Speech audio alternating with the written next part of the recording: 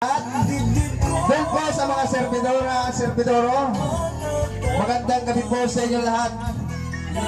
Yung po mga hindi po nagkahaponan, kayo po ay huwag na po makatubili lumapit dito sa amin at magsiservihan po kayo ng aming po mga servidora at servidora. Ano po? Ayan, siguro ito sa ating entablado. Ano?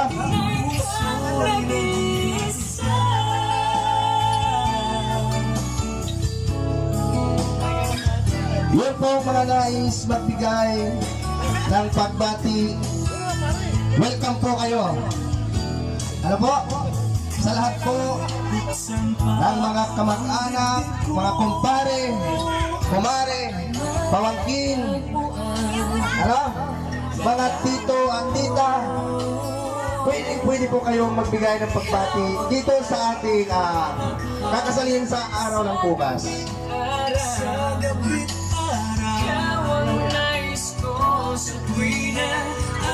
Ayan, siguro i-retire lang po natin ang kaunting oras, ano? At nagre-retouch pa yata yung nobya. Ayan na! Ito po ang kakasalihin sa araw ng bukas, ano?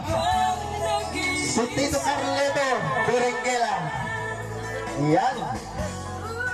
Buong-buo na desisyon na siya ay magpapakasal na, ano? Buo na ang kanyang desisyon na siya ay magkaasawa na.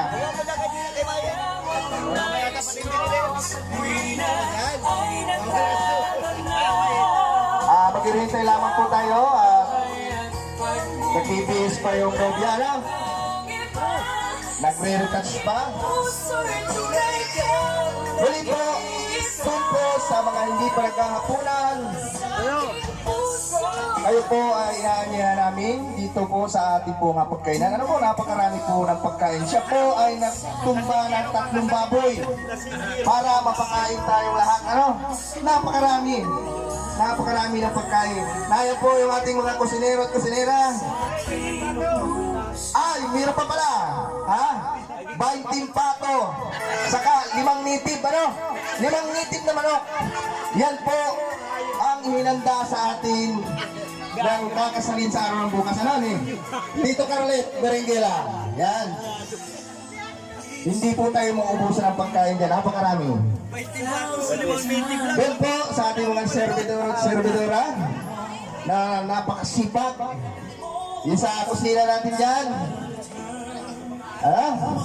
Magandang gabi sa inyo lahat. Especially kay Pare Nono na ito sa katabi ko. Magandang gabi sa iyo, pare. Sa ating po mga army na narito ngayong gabi. At kay Tita Melba, magandang gabi po sa iyo. Sa lahat po na nakakarinig na program